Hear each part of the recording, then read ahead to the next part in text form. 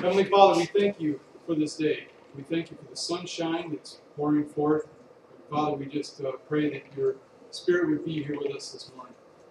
Father, as we continue this lesson in what it means to work with other people in our lives, we just ask that you would prepare our hearts even now as we are preparing for this lesson. And Father, I also want to ask that you would be with Chuck and Rose as he is not feeling well. I just pray that you would bless him as he is just looking over for us, and pray that you would continue to watch over him. We pray, Father, that anyone else that is in our living family that we may not be thinking about right now, you know who they are. We do pray that you would be with them and bless them, keep them safe. We pray that our time here will be your glory. So Jesus' name we pray these things.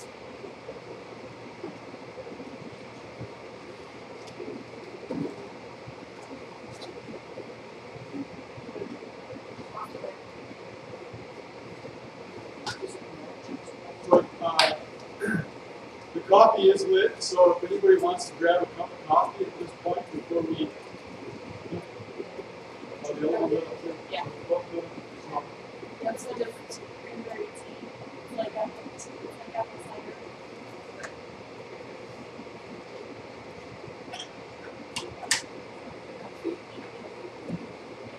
Seriously, you have to sit down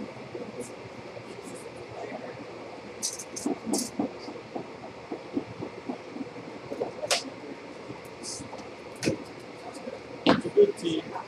Low sugar.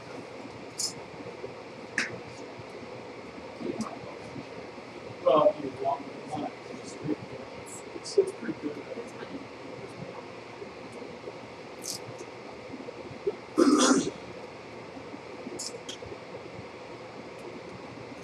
Some of this material you probably already understand, you probably already know, but I don't want to assume, so we are going to look over some of this stuff. It's kind of like a prerequisite for understanding what it means to do ministry and to have a redemptive relationship mindset.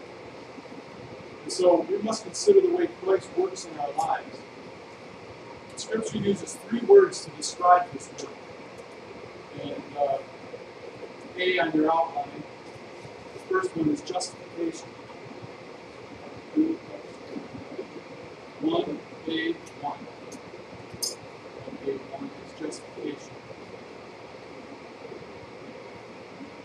We'll get into more of this in a minute. 1A2 is adoption. And then the last one is sanctification.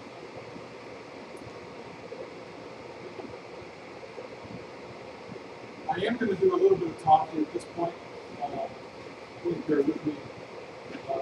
Justification and adoption explain how we enter into relationship with God. In justification by faith, God declares us to be righteous based on the perfect life, death, and resurrection of Jesus Christ. Jesus' righteousness is legally credited to our account. And it removes the sin that separates us from God. Adoption also involves my relationship with God. God not only justifies us, He adopts us. He welcomes us into His family with all the rights of the children and privileges of a son or a daughter.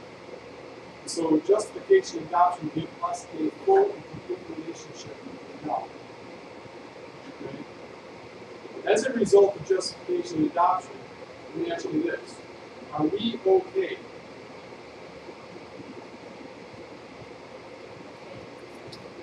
Are we okay? Yeah.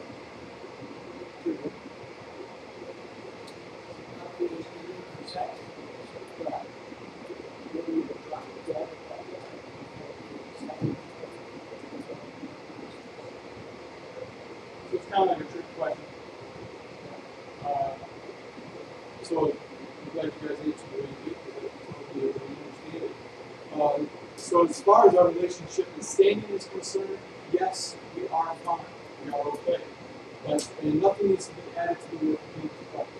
So that you have to understand. However, if we are talking about condition as a person, the answer would be no. My condition as a person, I'm not okay. I still struggle with sin daily. Radical change still needs to take place in me so that I can be and do what God has planned. Unlike justification and adoption, however, which are events, they actually take place simultaneously. This work of personal transformation is a process. It is called sanctification. Sanctification is the process by which God actually makes me what He legally declared me to be. And this is going to be important as we continue on through this lesson. Sanctification is the process by which God actually makes me what He legally declared me to be in justification, and that is holy. So, if you want a clearer understanding of that, if you flip over your page, you will see a little chart there that illustrates this idea of justification, adoption, and then sanctification. You see that the arrow's pointing up. You're a babe, and you're making your way up. Life as we know it, no one expects. If you come to salvation, no one expects you to know everything right away. You're a baby in Christ, and you have to learn. It's just like you don't expect a child to come out of the womb, walk in, and talk. You have to learn. And so we as Christians do the same thing in our walk with God. We are learning. So what is my point in sharing this with you this morning? Well, this framework shines light on the ministry God has given each one of us. Think about it like this. God does not justify and adopt us because we are okay. God does not justify and adopt us because we are okay, but precisely because we are not okay. He knows that lasting change will take place in me only when I am living in a personal relationship with Him. And without that relationship, there is no personal change. So what do you think of this statement? Our relationship with God is the beginning of our salvation, not the end. A necessity, not a luxury. I'll repeat it again. Our relationship with God is the beginning of our salvation, not the end.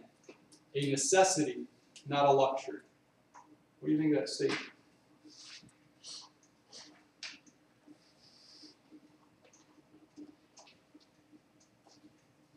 I would say our salvation is the beginning of our relationship with God, not the end. I'm sorry, what? I would reverse the words salvation and relationship. Our salvation with God, by God, is the beginning of our relationship with Him, not the end.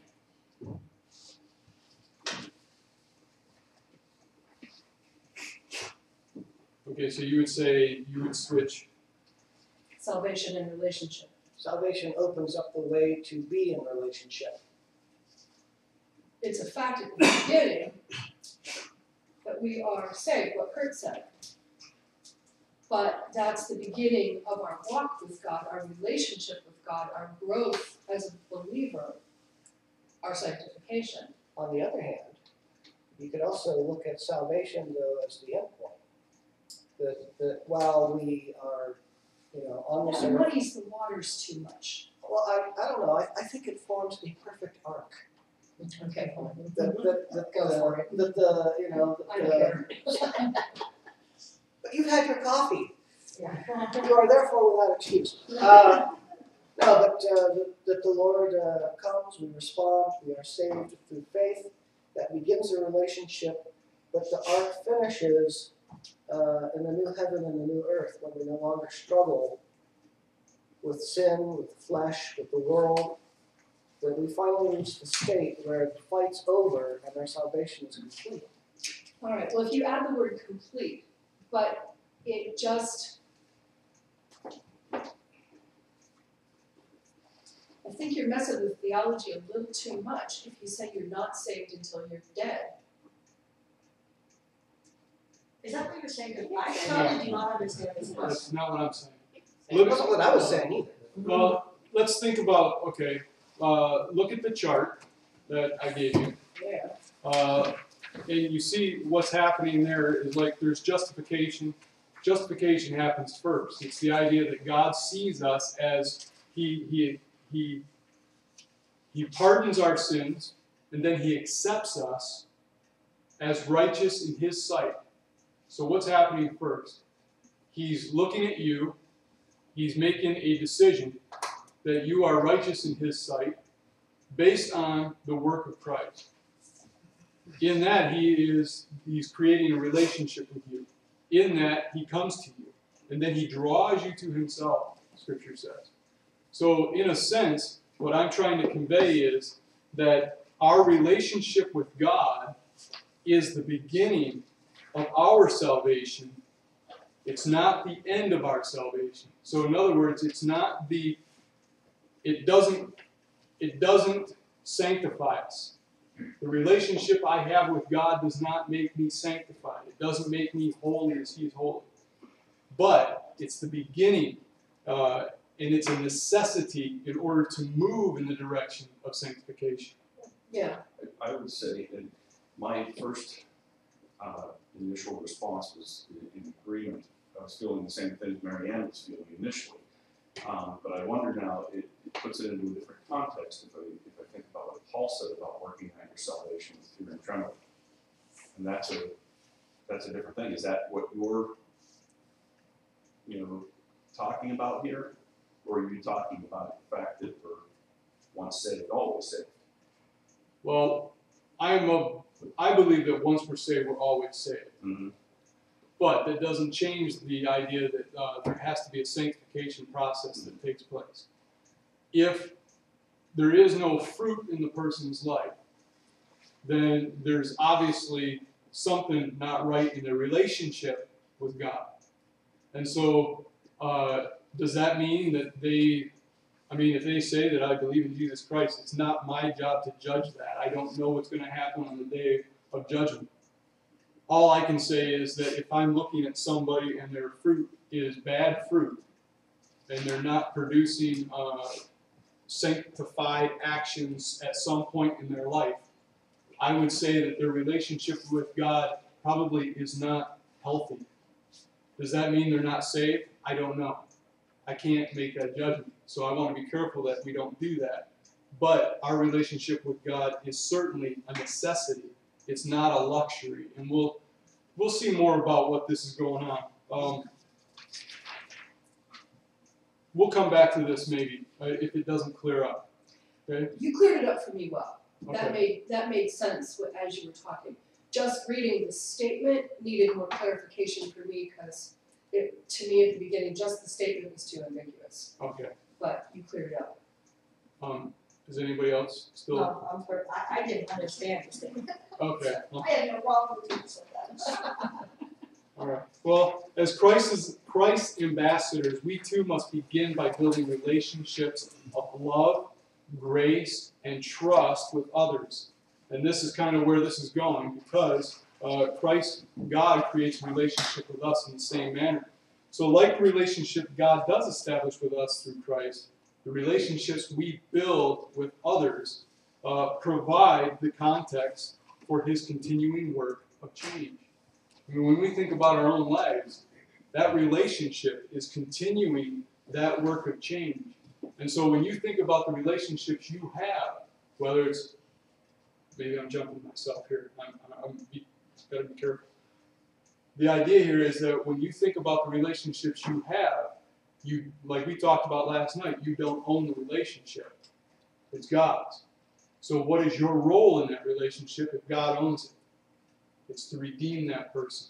It's to constantly move them towards sanctification. We'll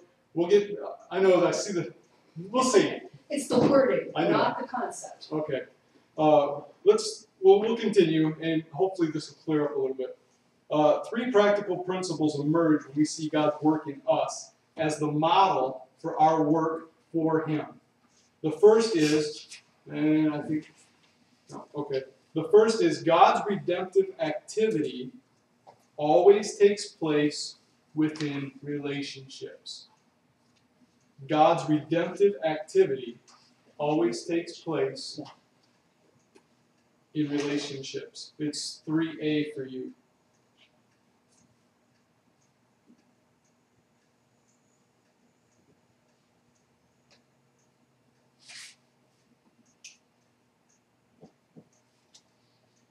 And then B is God's first step in changing us is to draw us into relationship with Him.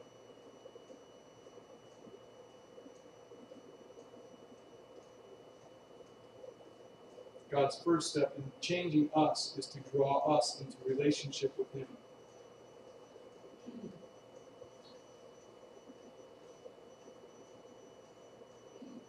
And then the third part is our relationships are essential to the work God is completing in us and in others.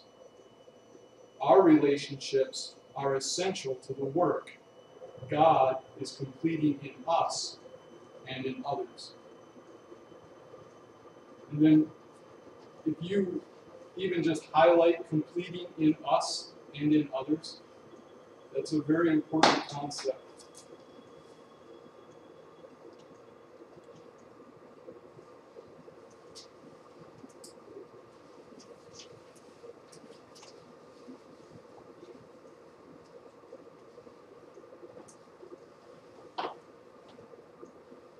This is the reason why last night we talked about our relationships. And we must understand that they do not belong to us. They belong to the Lord, and they are holy. God uses them to prepare people for Himself. How does that, what do you think about that idea? The fact that God is using those relationships that we have to prepare people for Himself. Do you agree or disagree?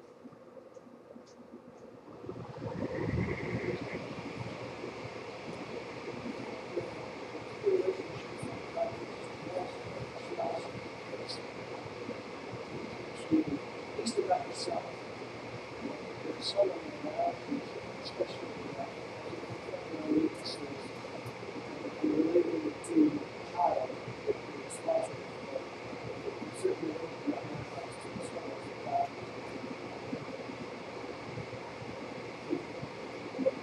I think it's because God is the relationship with others, Son and Spirit.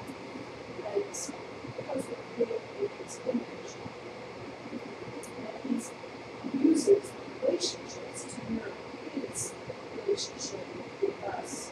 And so, I mean, it's really helpful because, of course, when the enemy tries to tear us down, he attacks us on the level of trying to make us see that our dads can't be trusted, or our spouses can't be trusted, and it breaks that image of who God is with us.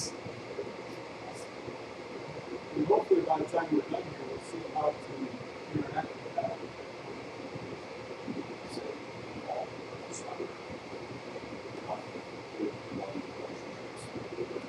Those people see healthy, loving relationship.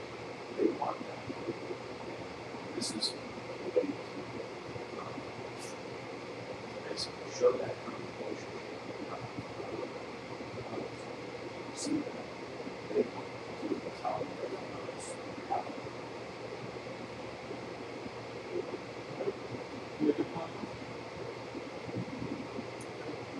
Our everyday relationships, our spouse, our children, parents, friends, neighbors, strangers, that was pretty much the stuff I was talking about last night, are essential to the plan of personal transformation for gaining the fulfillment.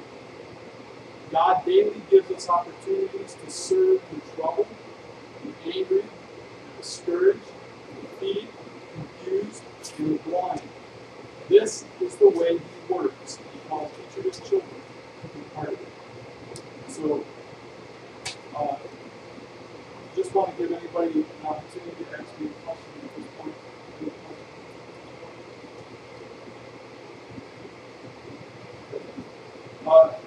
So we're going to have an illustration at this point with silly putty.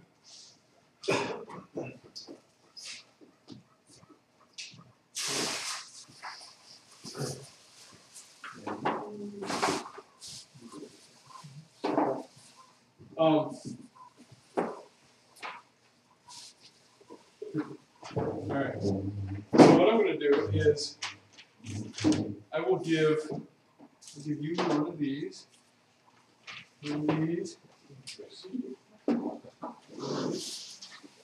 This is homemade silly putty. So hopefully it does what we want to do.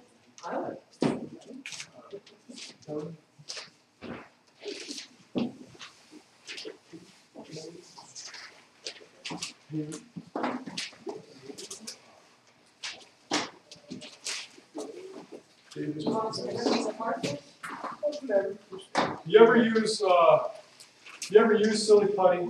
You know that when you open it up, silly putty, you can put it on paper, and you can transfer the image onto the silly putty. So with your silly putty, go ahead and try to take a. Some of them are taped on. Go ahead and try to take some pictures off of the newspaper. Really good. Pictures. Want pictures? Okay. Yeah, pictures. Anybody need newspaper? I didn't get any silly putty. Oh, sorry. That's because you're so low by yourself.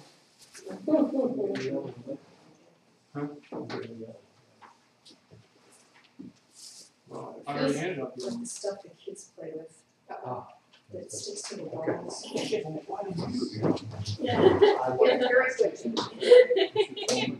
I did.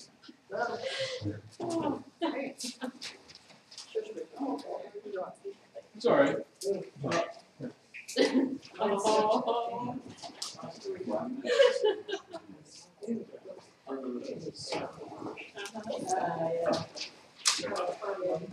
Oh no. Mine really stuck up there, so worked. It really likes Didn't transfer, it's It's just that's all right.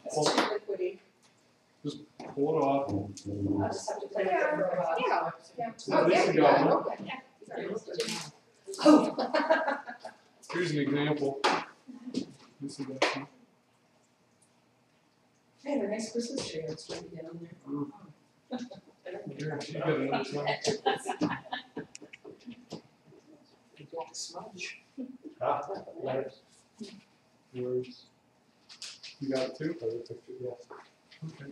I'm good at this. Yeah, You're good with I mine. don't think it transfers anything. Yeah, I don't lie. I think it just doesn't transfer. Mine will not. It won't remember mine. But okay. Yeah, Kelly? it drives on. Kelly, it's easy. Mine worked. Okay. Mine didn't. She was helping Give it me. to Rich, he's good at it. Mine Mine does anyway. You do this again, we have the one. Oh, you did that, didn't you? It's started. This is probably perfect. This would be. Yeah, how's it going? I'm not, I want to do black splodges. Do you want to try mine? Mine worked. Yes, it works this time. Mine worked, but I wore it. Yeah. Yeah, it worked perfect. I got one myself. Yeah. Oh, mine worked. Well, I got that. No, mine's really, really hard.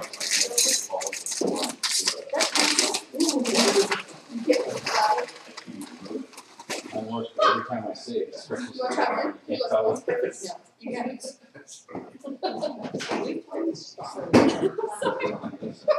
He came out of the same day. Ah, There we there go. we go. I couldn't get the tree, but I got words.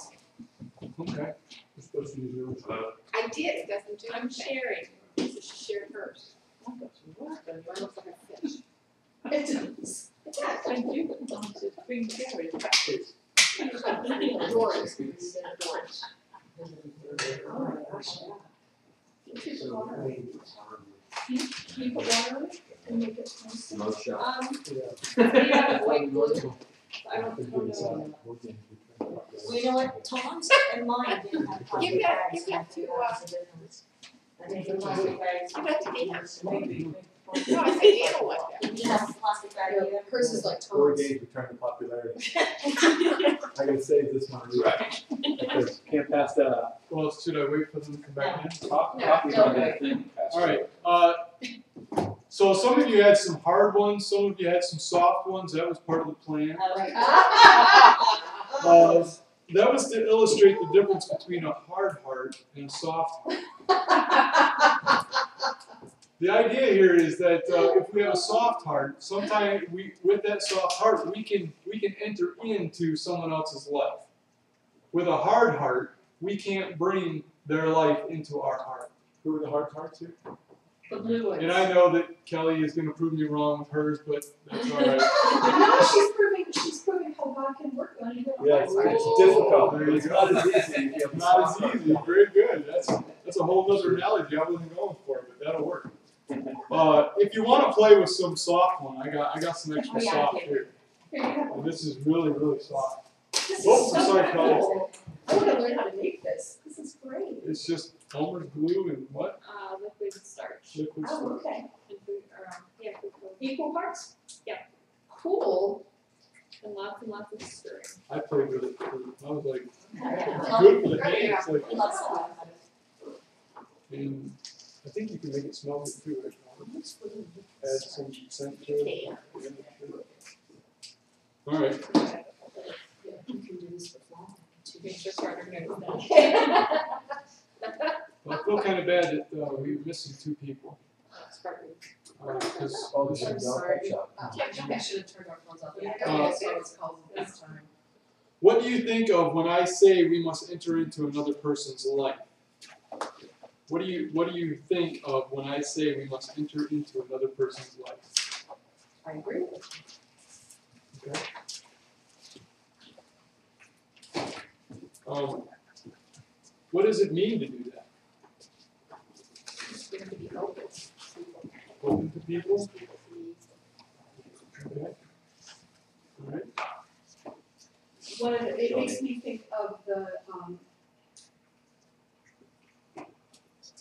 let's see, I don't have words right now. The Touch Ministries concept in the cell groups of making friends and genuinely making friends, caring about people where they are, and bringing them into your life and treating them well, treating them really well, regardless of whether they believe or not. Not turning them into a project, but seeing them as real people. And that's what, like, our Lifeline logo, how does it go? Connecting to God through friendship, Friendship, yeah. which is what you're talking about. Mhm. This is something that's been really important. We've all tried it. And they all come, and then they leave and go to other churches. Well, that's one of the things I like about Lifeline is that this part of it is not something that we struggle with. But I still want to share what we're talking about here in order to get to the other parts. So it is getting to the root of their life, getting to what is in their life that what makes it tick, that type of thing. And so we do this by recognizing entry gates God gives us. The means of entry from a casual relationship to a life-changing one. And so how do we recognize these things? I have an example that I want to read. Imagine that a friend of yours calls you. Okay, you're going to have to use your imagination here, because we don't call anybody around here. Imagine that a friend of yours calls you. She tells you that she has been married for 15 years, and you know that she has 3 children. She explains to you that when she woke up this morning, she found a note on her husband's pillow. In the note, her husband announces that he has left the marriage. He has fallen in love with someone else, taken his clothes, emptied his bank account, and hired a lawyer. Immediately after reading the note, your friend called you. How will you handle this situation? What would you say, and how would you enter into your friend's life? First, I'd ask her about what come over. Okay. Thanks. Okay. Okay, so easy.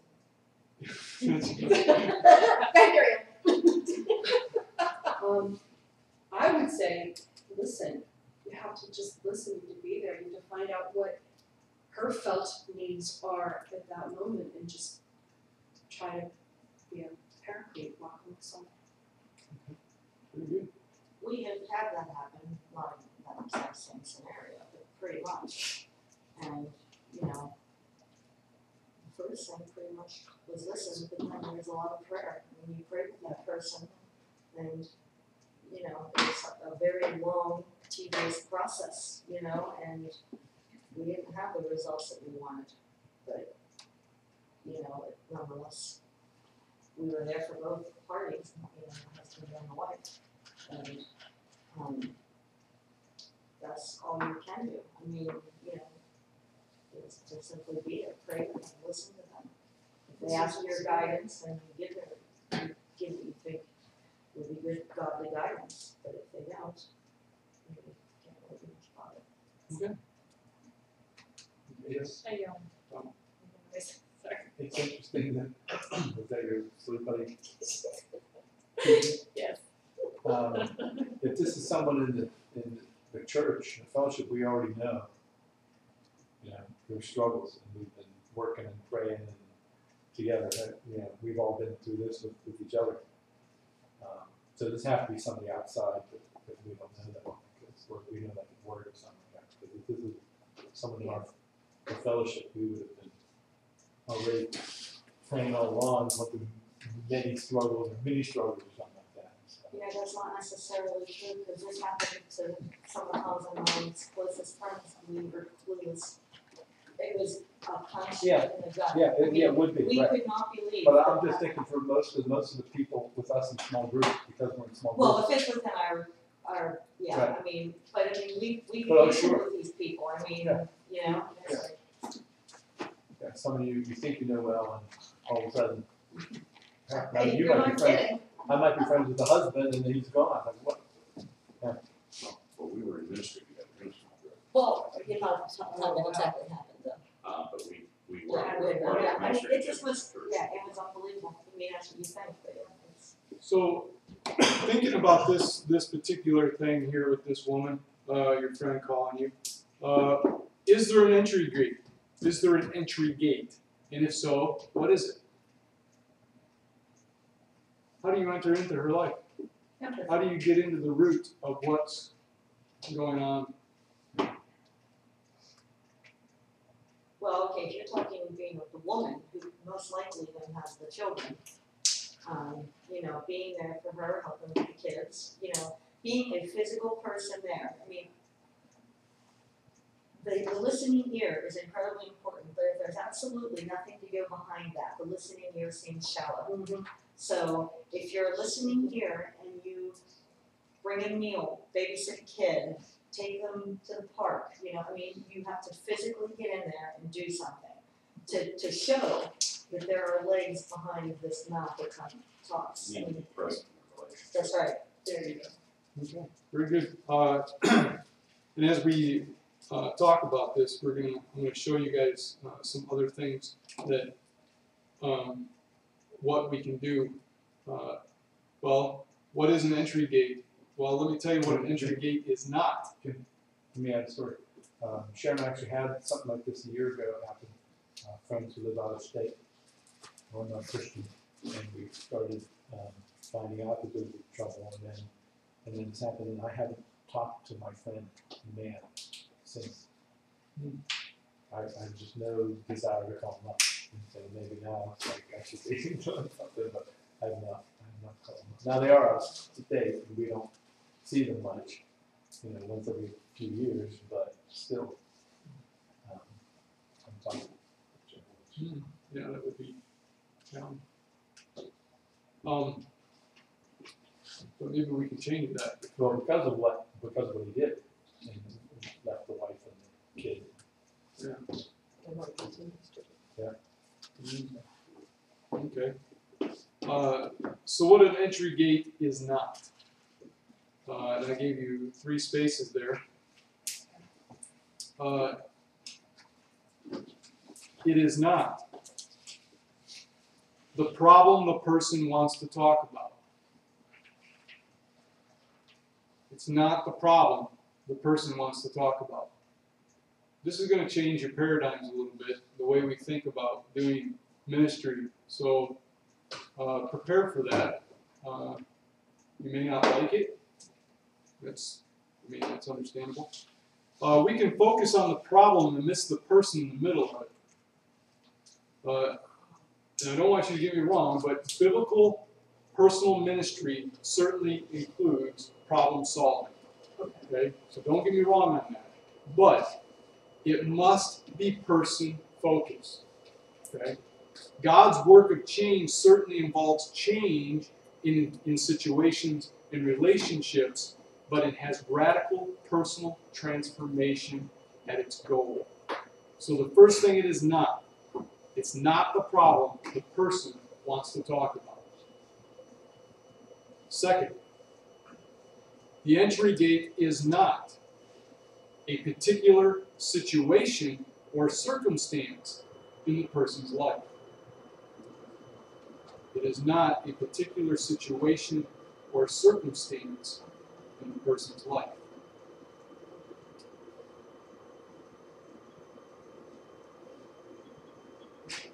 Beneath these are deeper heart struggles that are God's focus. Are we talking non-Christian here?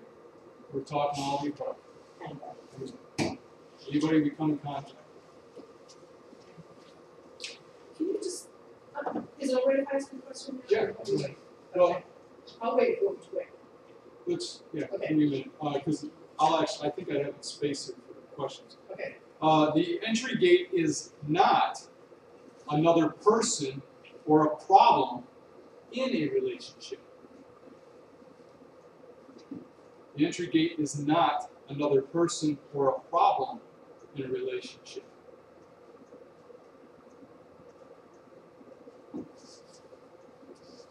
We should resist the tendency to be entirely problem-focused in ministry. Or else we will be hunting for problems in a plastic duck. You see those shooting up things where the ducks are on this thing floating around. You got little baby down here. The ducks. We don't want our relationship to turn into a duck hunt. Because we could spend all day looking at problems in the relationship. So what an entry gate is, I give you 4 spaces there.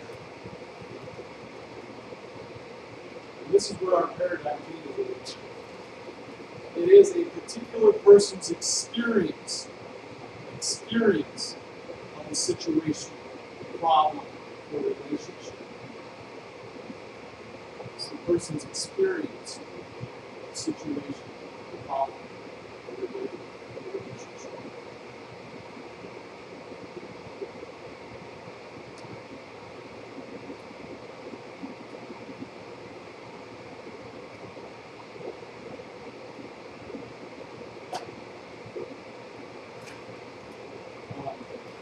B is kind of, actually A is the only thing it really is. But B and C and D are ways, well, B is to recognize an entry gate and do not ask, what are the problems in this person's life?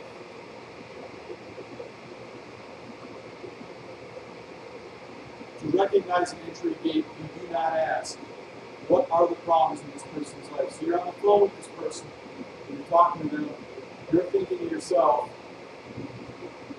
you don't want to ask the question, what is the problems in this person's life?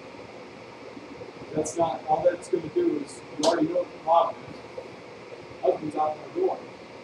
So we don't want to focus on that, that's not the problem at this point. that's not what we want to focus on. It is the problem, but that's not what we want to focus on. Instead, you ask, what is this person struggling with in the midst of the situation, problem, or relationship? What is this person struggling with in the midst? Kind of like, what has this person in its grip right now? What is gripping this person at this very moment? As you're talking to her on the phone, you want to be thinking of those kind of questions. You want to be asking yourself, what is gripping this person?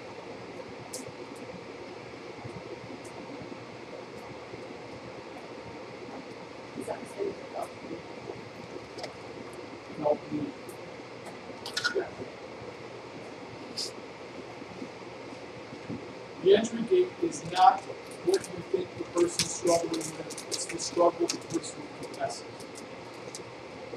It's the struggle the person confesses. People will confess this and give you an open door. It's not what the person's struggling with. Well, it's not what you think the person's struggling with. It is the struggle the person confesses. Not what you think it is what the person confesses. People will confess. It's give you an open door.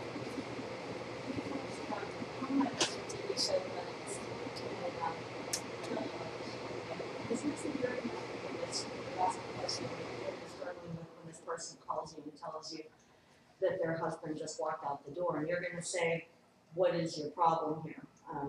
So what are you struggling with?" And I think of the show that we just saw, where this man experienced like 3 or 4 of his cots being murdered by someone in-house. And a reporter said to him, "How does that make you feel?" And he said, "That is the stupidest question anybody has ever asked. How the H do you think I feel?" And I think when I hear that, this is what I think of as the mentalist and what happened on that thing. I'm like, I call you and tell you Thomas walked out on me here and said, "How do I feel?" How do you think I feel? I feel like dirt, you know? And But notice, I don't feel like that strongly about it. I love that show. So. We do But too, it's like, but so sometimes, listening, sitting there listening. I mean, in this, now maybe you're not talking. I mean, to me, when I hear the entry gate, I'm hearing immediate conversation. The person calls me, it's in the immediate conversation. That's the entry gate. We're not in there yet. So I don't know that I would agree that asking that kind of a question at that moment. I'm going to be here to listen. I'm going to be here to say, "Can I pray with you? Can I come over?" Whatever. But this idea of saying, "How are you feeling at this moment?" when it's pretty obvious. Well, but they say there are no stupid questions, but there really are. Yeah, there totally is sometimes. And Not a thought comes up. And I think though, how are you feeling is too generic. And as you're listening and as the person is talking, asking, what do you need right now? Because that's the way of eliciting the confessed need. So how do you feel? Well, of course I feel crappy, but there could be a bazillion things going through this person's mind, and it's like, the thing I need right now is for somebody to take the kids so I can fall apart for a while. And in that way, you're still getting at that thing of what is the confessed need without being so generic as to be done. I think I can restate what the intent is here. Tell me if I'm wrong. Don't assume you know what's wrong and just get in there and try to fix it.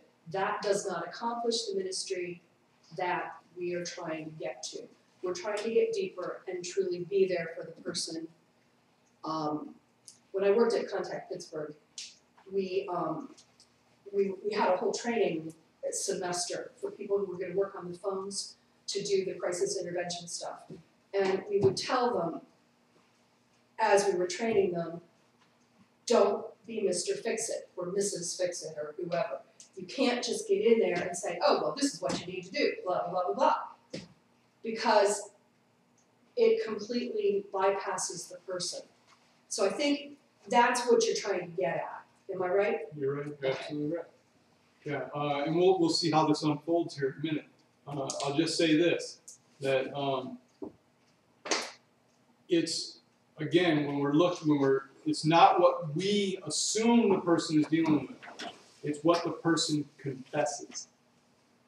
So there's a difference between asking the question, how do you feel, and already knowing the answer.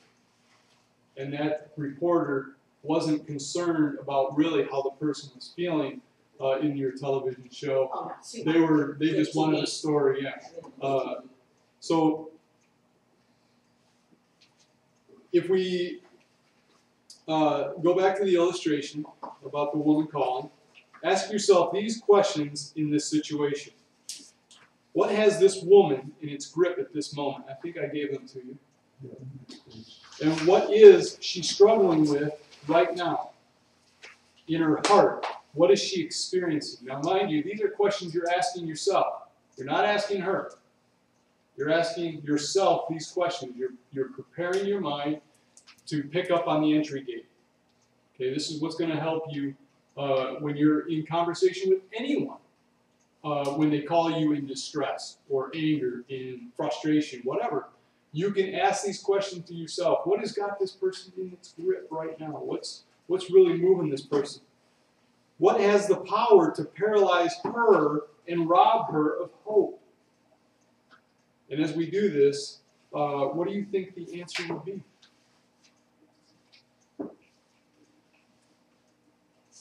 It could be a number of things. I would imagine one of the things would be, how will I make it financially? How will we, and how will I tell the children? And what will the kids' issues end up being? And will I be able to meet their needs? Is that more of the duck hunting? Well, I think those are the things that would be going through someone's head. Okay, so If what are those things leading to? Fear. What? Fear. That's exactly it. Yeah, right. Right. Yeah, exactly. So you were dead on. Yeah. So you were thinking in the right way. And so as you think about these things, you're thinking, well, okay, she's probably gonna think about the children. She's gonna think about these things. And what is that leading to? What it tells us is that there's something already produced there. She has a fear. If I were to go with what I think she was thinking, it might be something about getting their marriage back together again, but she might be like, they might have had a dead marriage for years, and she's already been able to move on, but she's afraid of, how can she financially do it and that kind of stuff. So I might have thinking this is probably what it is, and it's not. Yeah. Well, yeah, we don't necessarily know until we really get in there and listen. But you're right. I mean, this is the assessment process we go through while we're listening. Yeah. And Marianne hit it right on the head. The questions I was going to ask you, what terrifying questions do you think she's being flooded with at this moment? And I have a little list of them here, and I was going to see if you guys could come up with them, but she already came up with a lot of them already. I had, what will happen to my house? How will I provide for us? Her and her children. What will he want the children? What will my family think? What will I tell the kids? How much is left in the bank account? How has my husband, or who has my husband talked to, and what has he said? How can I face people? What does this other woman have that I do not? Perhaps the scariest question that she probably is asking, what do you think it is? Will I be alone for the rest of my life? That's a pretty scary question, but I can think of one that's even scarier. What's wrong with me? Well, as a mother, everything's all about the kids, and I think you said that, but, I mean, any mother, your number one is your children. So, there's no way that you would think anything, that is your number one fear, your kids. What is this gonna do to my kids? Well, that could be the number one fear, but the scariest question she could be asking is, why would God let this happen? Oh. Because now you're going into another realm. Oh, scary to us. Scary to anyone. I mean, maybe not to her in that moment, but the idea is that she could be facing this idea of why, if there is a God, why would he allow this to happen to me? Now she's moving away from that relationship. Whether she knew she had one or not, she's taken another step away. And what is our goal as Christians? To move people closer. And if they're thinking this, we were created in the image of God. We were created to have a relationship with him in the very first place. And this person is now asking this question. They are taking steps away from God. I think that's a normal question for many people, and I think that it's an awesome opportunity to share Christ with somebody, either that already is a Christian or that is not. I mean, everybody has a personal story of how God came alongside. Everybody knows somebody of how God came alongside, even through difficulties. Go through Scripture over and over again. That questioning God's existence, questioning God's provision, is almost as important as acknowledging it. Because if blind faith is no faith. We need to have a faith that is built on, so I don't, yes, that's a scary question for sure, but I think if she actually says it, it's an incredibly honest question, way better than hiding it deeply down inside and being afraid to ask it. And I agree. a million opportunities, especially that happens to someone that's not a Christian, and this is the wonderful thing about Lifeline, okay? Hopefully, you're in a small group and you can get your small group. Let's go over and rate your needs. Let's go over and take the kids. Let's go take her a meal for a month, for us divvy it up. That is such an opportunity to minister to that person, and we better seize it. And we'll talk more about these opportunities later on, but just a caveat. When we're in that situation where the questioning God's goodness, I think it's really important that we not rush in to defend God's honor. That God doesn't need us to defend him, but we recognize that it's an honest question, and we Give him a chance to do it himself. well, and to demonstrate, because the answer to that really is to just experience God's goodness, and so that's why we're here. And yet people can get offended by that question or feel the need, like, oh, you can't have that, or no, God's good, and blah blah blah blah blah blah. That just makes you seem insensitive. yeah.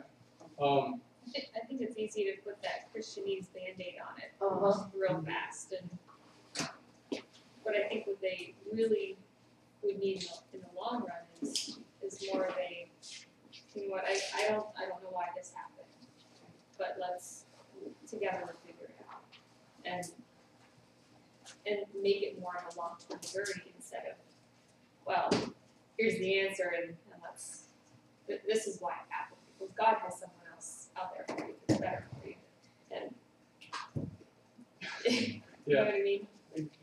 People do that though. Hey, but my brother is a single guy, and he needs a new wife. Well, God's answer. No. Fear is the most significant heart issue at this moment for this person. It is where the war is taking place and where your ministry begins. Where the war is taking place and where your ministry begins. This woman would not be helped by a recap of all what the Bible has to say about marriage and divorce. Okay? If that's all we offer, we are likely to lose future opportunity to help her. Yes. And so on the other hand, helping her face her fears gives you a wonderful opportunity to show love and build a ministry relationship. When we speak to people's real struggles, they will respond. And so this person has heard me, they will say. This person understands me. And I want more of this kind of help. Because they know that you are listening, they know that you are there for them, and you're not just trying to give them some biblical platitude to make them feel better, because all that does is really make you feel better, because now you can move on with your life.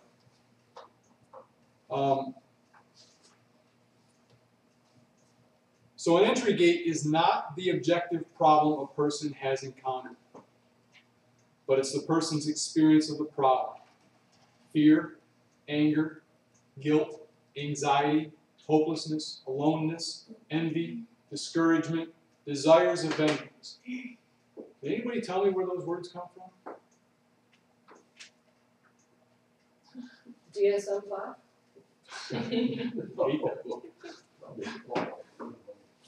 Well, it doesn't have to be a particular passage, but where do we find it? Throughout Scripture. These are all things that we find in Scripture. And so that tells us. Is quilt in there? Quilt. Did I spell it wrong? You know, when you're doing things Well, quilt is a word. So on that's 3 why- hours of sleep, it wouldn't surprise me. I was close. Yeah. Thank you for pointing it out.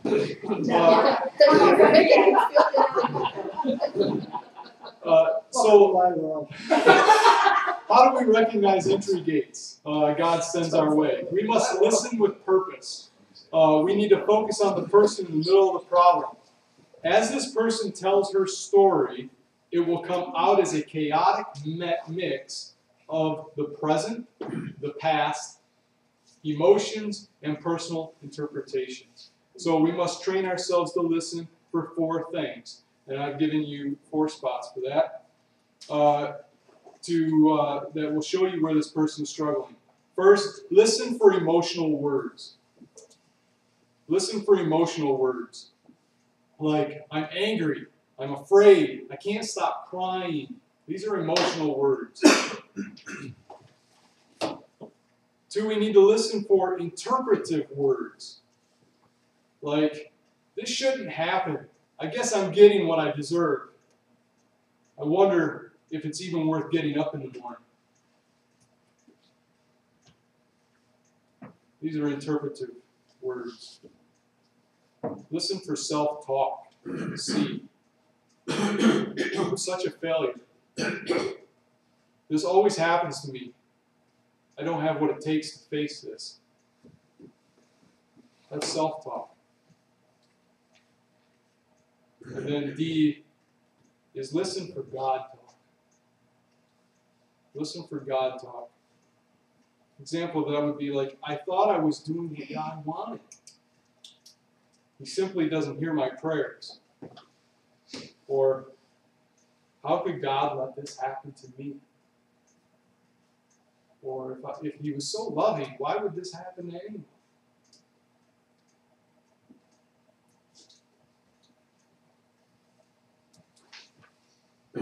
We need to remember our focus should be on the person and what she is struggling with at that moment. As you listen for the 4 things listed, look for a theme. Anger, fear, quilt. Hopelessness. Veronica, put the fabric down.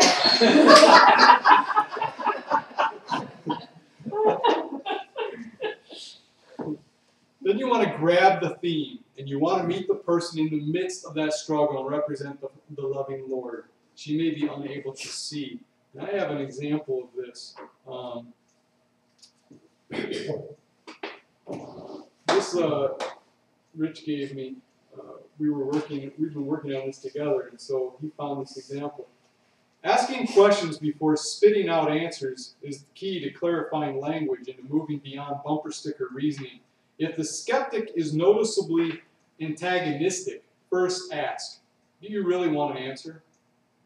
If he is just baiting you, there is no need to go any further. But if he is receptive, start with a question such as, how so? Or, what do you mean by that? Or, what I hear you saying is, now these, granted, this is a little different. This is working with the skeptic, but here is an example of a conversation my wife had with a gentleman at the gym. We'll call him Jack, who questioned why she was reading a book supporting biblical creation. Here's the conversation. Jack says, I believe in evolution. If God had something to do with it, he's not involved now. His wife, why do you think that? Jack says, Because if God was involved now, there wouldn't be so much bad stuff. My wife says, like what? Jack says, well, you know, suffering. And I love what she does here. Do you know someone who is suffering? And he says, yeah, my wife. Immediately, she's entered in. She now has an opportunity to reach him and talk to him at a different level. You misread that. That's not his wife he's talking to. No, I know. It's the other guy's wife. The author of the book's wife. We understand. Okay, I did. Go ahead. Okay. Yeah, I'm sorry. I didn't explain that.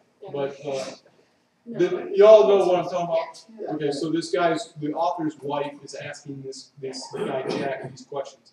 But she says, do you know someone who is suffering? And this guy that she meets in the gym says, yeah, my wife. But she listened for the gate. She got there, and she went through. She was able to enter through and talk with this person. What do you think of that? It shows the importance of asking questions, not giving your comments, not giving your opinions or judgments, just asking questions. You could spend a lot of time talking about evolution. Yeah. You can spend like months talking about evolution and going back and proving it, and that wasn't the issue. Right? And I think that's a great example of how she could have fallen into that trap and talked about something else other than the real issue. And so she used the proper technique. Maybe she didn't know she was doing that, but she may have. Oh, sorry, go ahead. Okay. One of the things, there were a couple red flags in terms of suicide in a couple of the things that you said earlier. If somebody says those things, I don't even know if I can go on. Those kinds of things that you mentioned earlier. And in terms of questions, Sharon knows this, but if you find somebody who you think may be considering suicide, it's never wrong to ask them, are you thinking about ending your life?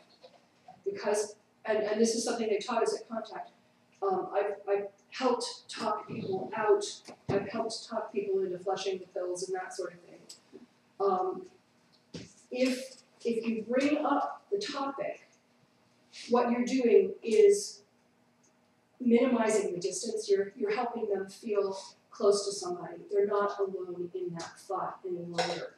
And just proximity, just talking to somebody who seems to understand or who is at least willing to address the problem, is going to lessen the likelihood of their actually committing the act.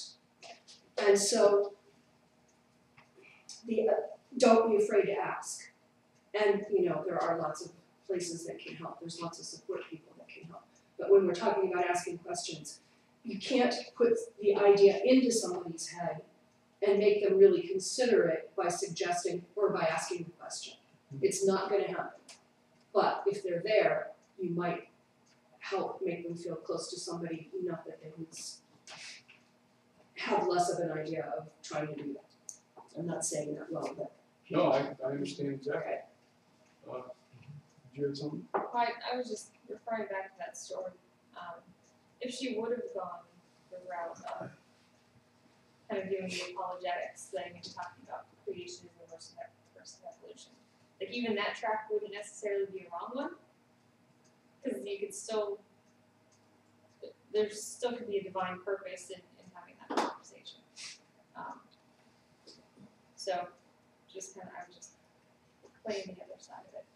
That you'd really have to push your way of thinking to make the statement, well, do you know someone is suffering? Like, I think most of our gut reactions would just be like, well, but no, creation. And so either way could be good, but it takes that extra step of like changing your perspective. There are times when we can't get personal. I know when I'm teaching a class, if someone would bring something like this up, I can't, one of them within the class, say, are you suffering? I have to answer the question that was brought up, because not only is it not a personal one-on-one thing, but everybody else is listening to my response, and I have to talk to them and not just the person. So there's times when we could be, it doesn't have to be a classroom, it could be a group of people where you just can't do that. But that's why we have the Holy Spirit with us. You know, I mean, that's where the discernment and listening to the Spirit's guidance comes in. I mean, having these principles and these ideas and trying to think about these things is really good. But each situation may be a little bit different, and the response God may have you give at one point in time might be different than at another point in time. Oh, yeah, I The mean- needs of the person are, God knows, we don't. Yeah, and that's why we listen for those entry gates, so we know how to respond. If I could, Yeah, please. I was really impressed with how comfortable that woman was, just in her own skin. That she didn't feel defensive by having her beliefs challenged. And I think that's one of the things where Christians get baited very easily. It's like, no, and you rush in, again, to defend God. But, if we can get to the point where we're comfortable and we realize we have the truth. We may not fully understand the truth, but, and better than that, the truth has us. It kind of takes the pressure off the need to somehow justify our positions. And that's the thing that I kind of, am really impressed with is this woman apparently just knows that she knows that she knows, and therefore she has a nice stable foundation upon which to respond to people. I like that. Yeah. I want to read something to you, and then anybody willing to read a little story? Anybody willing to read a little story? Okay. I just looked at my watch and I realized we were running 20 minutes behind, so I still have time for this. And so, and then we're going to take a We can short make break. up the time though, like cutting it. I don't want to make up time. All right.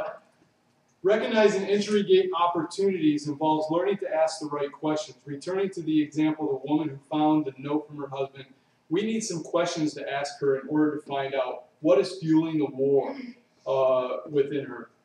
And keep in mind that you would most likely not use all of these questions. And I didn't give them to you. And I was going to test you on it to find out if you could come up with some of the questions that I have listed here. And are you up for the challenge? If not, then I can just give you the questions, and then we can go on to the other little story here. What's the challenge? The challenge is I have a list of questions, and I was going to test you to see if you could come up with any of the questions I have listed. So the idea is you're looking back at the woman that called. What kind of questions would you ask her in that situation to find out what is raging this war within her? What's causing this idea?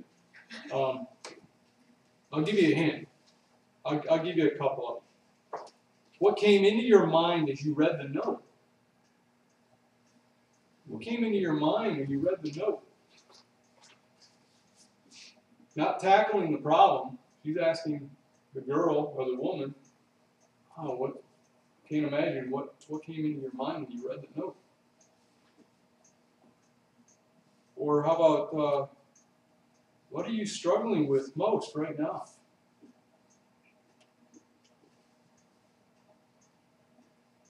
Anybody else have another question they would think they could ask? Must be devastating. Aren't you? Question at the end, the second question. I'm going to the voice again. That's the empathetic Right. listening. That's reflective listening. Must be devastating. It's not a question, but I use it a lot with people that the situation happens, and I'm going to a hug, and I say, this happened to me. This is what I be feeling. And I share, it's real easy with depression since I've been through it.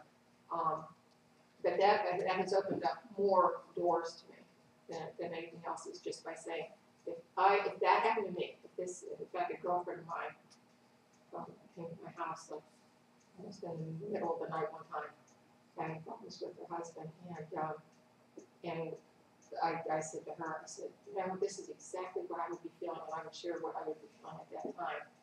And she went on like most of the night we were talking. So a lot of times me sharing what I would be feeling in that situation, if I'm able to, sometimes I can't. I think that what you're talking though is because you suffer depression. You also happen to be someone that knows an awful lot, which most of us don't have that kind of training. So I don't know, I've never suffered with depression other than like for 15 minutes. No, I'm talking about for depression. Right, So my point is, I'm talking about anything else. yeah, because I don't know that I could empathize in the same way with someone, if that happened to me, I would feel this way. I'm not sure that I would respond as well to someone that said that to me that has a good marriage, because you really kind of can't know. I mean, having had cancer has given me the opportunity to share with tons of people in the same situation.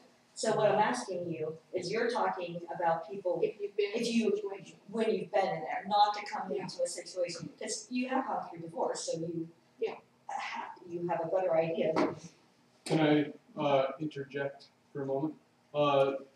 There is a section that we're going to get to, and it's talking about experiencing the person's suffering. And so, and this is, hold on to that one, because I think we're going to come back to that, because I think we're going to do a lot of talking about how do we enter into that person's experience and what is it like. One of the things that works the best is just to listen at the beginning. So, I mean, if you're listening and you're reflecting back some of the feelings that the person has to them, you get to the point where you don't necessarily have to ask a lot of questions because they're telling you, and I think that trying to ask questions can sometimes be an artificial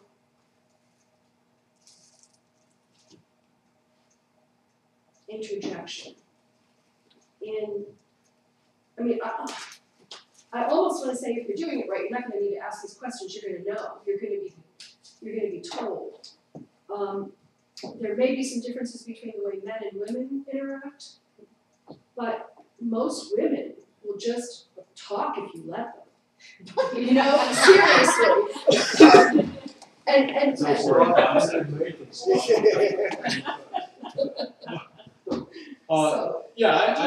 I understand what you're saying, and I'm not trying to give you a list of questions you put on your wall, so that in case the situation happens, you can look at it and say, I wonder if this one will work. No, I don't want that. Okay. I'm just giving you examples of what is possible. Okay. I will. What are you feeling? That is a question. What? Yes. I would say along the lines of questions, I think that anything that you're doing in a situation like this, you have to start with transparency. To be able to start by saying, I have no idea what you're going through right now, and to admit your limitations, in being able to provide a solution, okay? But then to follow with asking, is there something that I can help you with right now? Making yourself available. I would go even a step further than that and say, wow, this is overwhelming to me, but I'm going to promise you that I'm going to walk with you through this as long as it takes, and make a commitment up front. Just, I'm here, and let's go. I like that. I like both of those Be statements. careful that commitment, make sure you don't follow through with it. Oh, absolutely. That's even worse if you say you're going to and then not. Here are some of those questions. What are you afraid of right now? Are you feeling angry? What is that? Where is that a real struggle? Describe how you see God right now. What do you think He is doing? Mind you, some of these questions could be used for Christians, non-Christians. Again, I'm not giving you a list of questions that you can put on your wall. Question like, do you feel hopeless? Do you feel like God is asking you to do the impossible? It gives you an opportunity to talk to them about where they see God. What questions do you wish you could ask your husband? What questions do you wish you could ask God? Maybe they don't feel like they could ask God at this point. Maybe they're needing someone to pray with them. When you can't sleep, what thoughts keep you awake? So these are really personal questions. These are questions that really bring you right next to them, the paraclete that Marianne called it earlier. What part of the situation is getting to you most? And what regrets do you struggle with? See, granted, not all these questions would be answered at this, or not all these questions would be asked maybe at that first phone call. Okay. That could be asked later on, as the conversation pursues. Maybe the next day she'll call you up and you can deal with some more of these questions. And so I'm not saying in the moment you're going to be like, I'm going to bombard this person with a bunch of questions. No. You ask one question that you feel you're being led to ask, and then you allow them to answer the question, and you allow yourself to listen to their response, and then you ask accordingly. You don't want to be like, These are questions for to just listen. yeah, that's it. Yeah, It's they may just- or may not be appropriate at the time in Yes, a given situation. exactly. Okay. I thought I had that in my notes too to say that, but I didn't. Maybe. Well, this is the thing. I went home last night, and we had I call it student notes on one screen, and I had my notes on another screen, and I had transferred all my notes to this other screen so that all I'd have to do is delete those notes.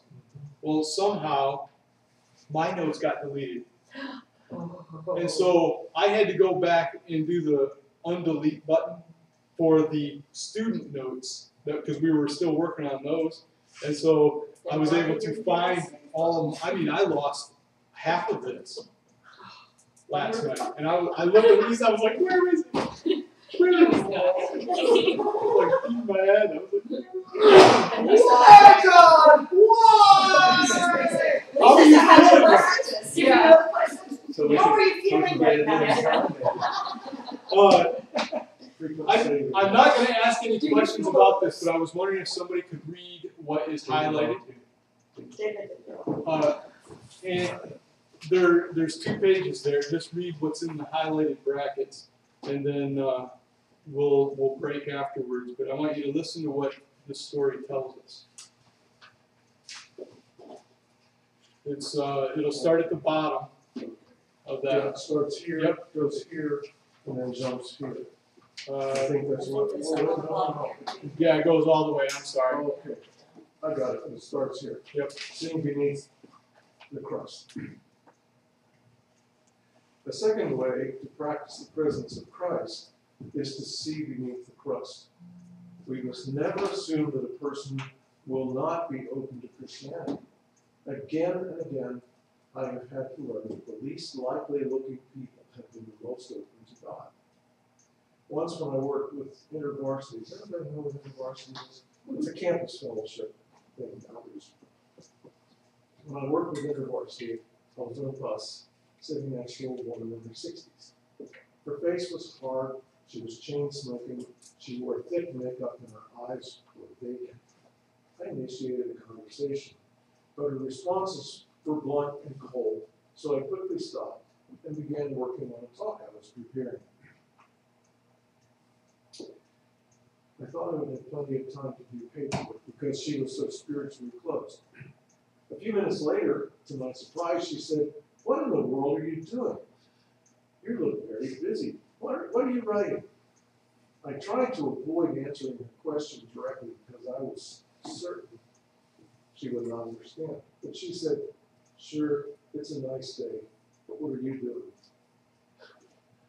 I gulped, then told her what I did for a living, and I was preparing a talk for Christian university students.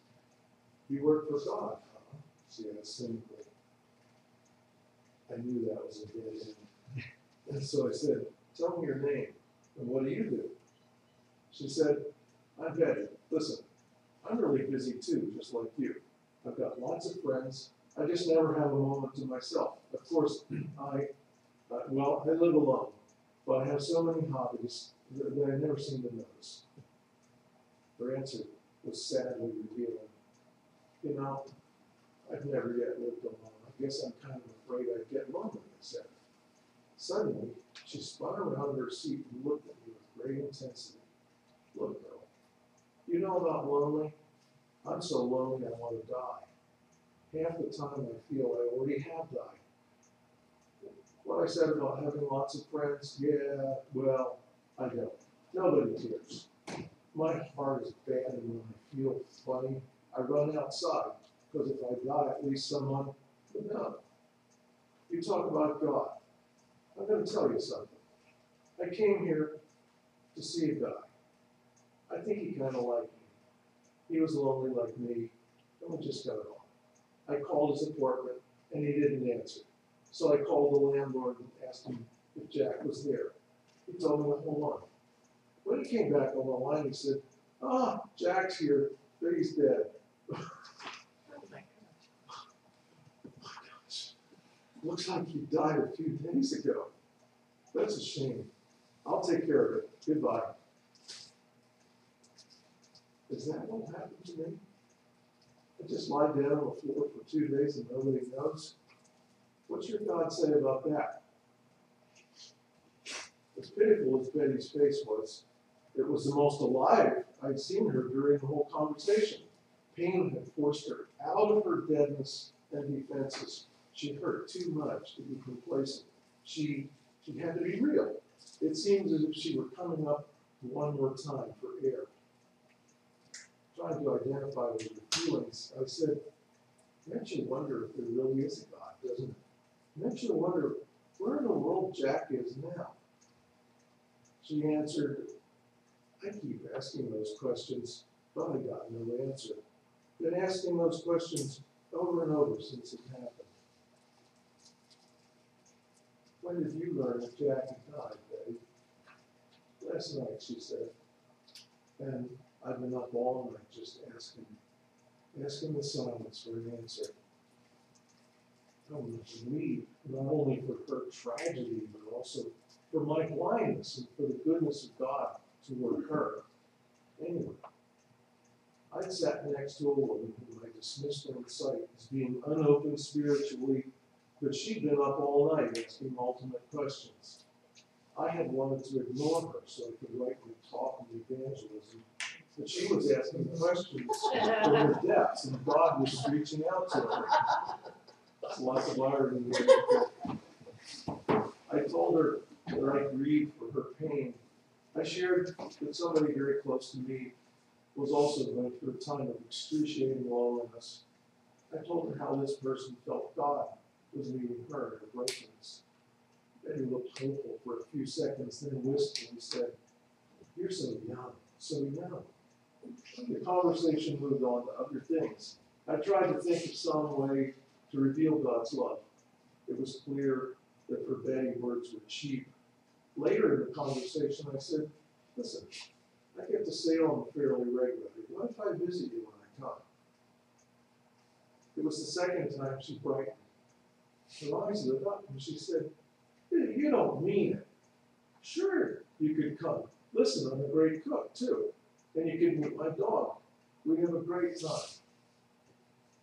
But when we arrived in Salem, Oregon, she'd become tough again.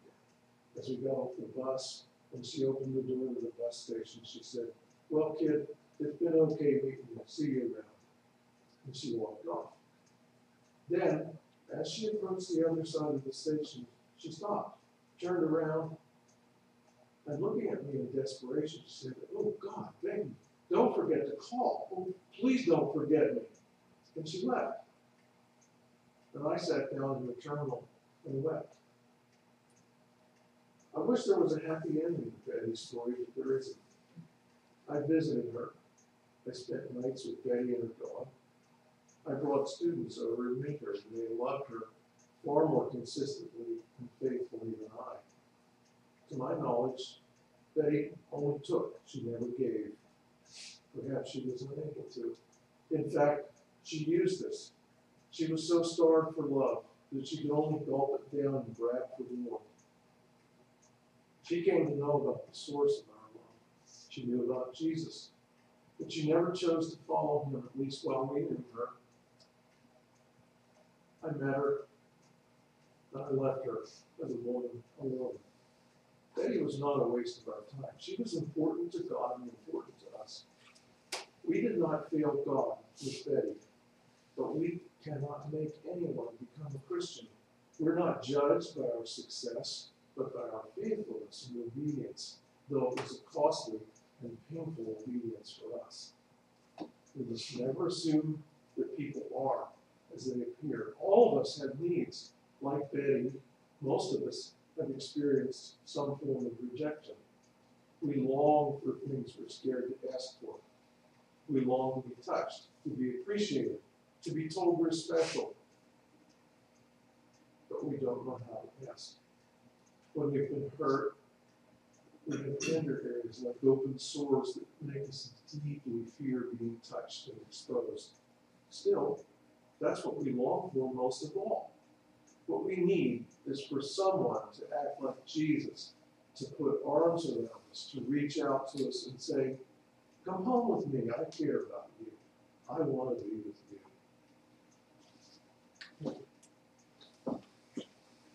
Now we can have our break, and then we'll come back and we'll talk about representing the very character or love of Christ. Take 5 minutes, 10 minutes.